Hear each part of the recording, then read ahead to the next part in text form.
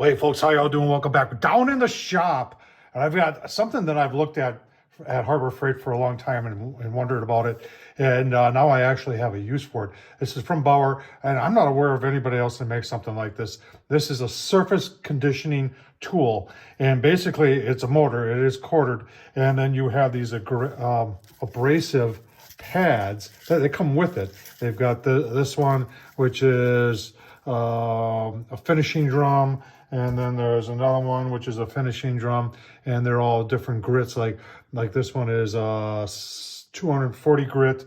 This one was 120 grit, and then I've got one on there which is 60 grit. I'm gonna try this under removing some paint, and I've walked past this. It's been around. It's not brand new. It's been around at Harbor Freight for a while now, and I've walked past it and always wondered about it. So I'm sure you've done the same. So let's take a look at the price. Let's show you how the whole thing works, and then we're going to go outside because this ain't an indoor tool. And I've got some paint I want to strip because I'm getting sick of using this stuff because it stinks and it makes a mess and it's hard to use. And I want to see, is this going to be the fast way to remove some paint? Let's find out. Everybody always wants to know the price. So there's 150 bucks, comes with a tool and 3 drums. Let's take a look at some of the specifics.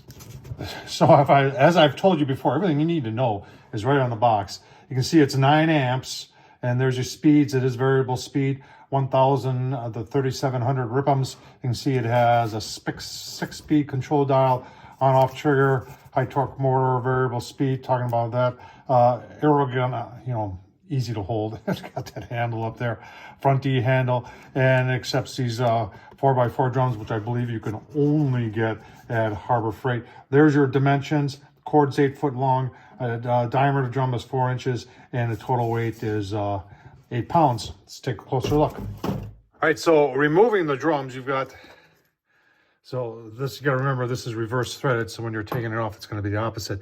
And then this just comes off like that. And then you've got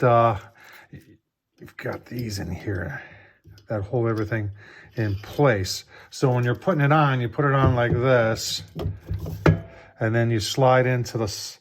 You got these keys that go into the keyhole like that and like that. There's only 2 of them, so I don't think you need all 4. And then you would just put this back in, remembering to, it's going to be the opposite of righty-tighty, lefty-loosey. And then you just tighten it up. You've got a locking on the back side right here. That's what locks it in. And there's 8 pounds. There's a little bit of weight here. You got a nice handle here. Here's your speed control right here. You can lock. If you're wondering, can you lock? Yeah, you can. You can lock your trigger in place, which is good. I'll tell you what. Let's tighten her down and let's take it outside and see what it does. So before we take it outside, let's just see what it sounds like.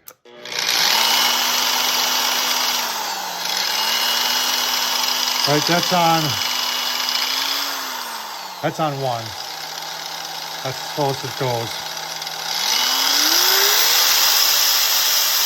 And that's as fast as it goes.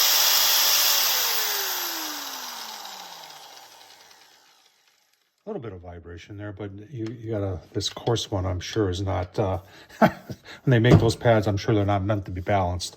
So let's go make some dust. Remember, wear PPE and wear some sort of filtration type mask. All right, so I'm doing a restoration project here. Now, I've already tested this paint. There's no lead in it, but still you want to make sure you're taking the same precautions. And I guess I could have started with the less aggressive, but let's just see what happens here.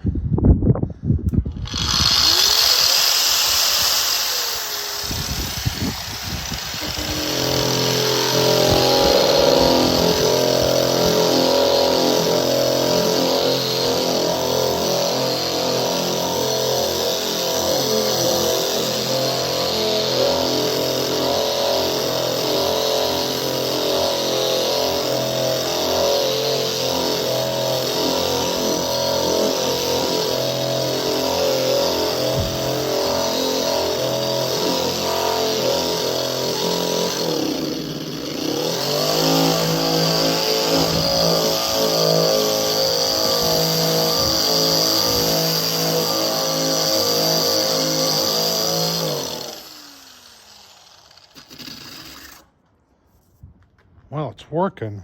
Not working like I thought it would work though. Let me give it a shot a little bit more and see if there's a better approach to doing this. Well, it definitely works. It doesn't work as good as I thought it would. You're gonna put a little pressure into this. And I don't know if one of the other finer grits would work better. I don't think they would. But I mean, it is taking the paint off. It's only a couple minutes worth of sanding right there. I just wonder if a flap disc would be faster. Let me bring up my flap disc and see how that works. Let's try the flap disc. This is also 60 grit.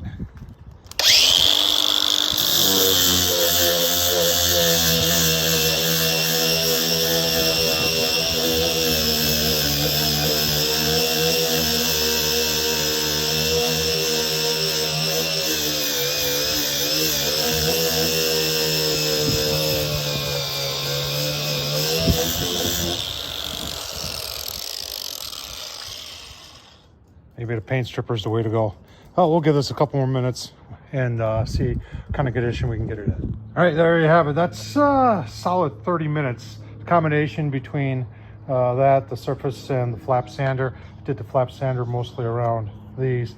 But what I found out is I wouldn't want to use that all day long, because really to get it to work, you gotta put some oomph into it. Just can't go by the weight of the machine.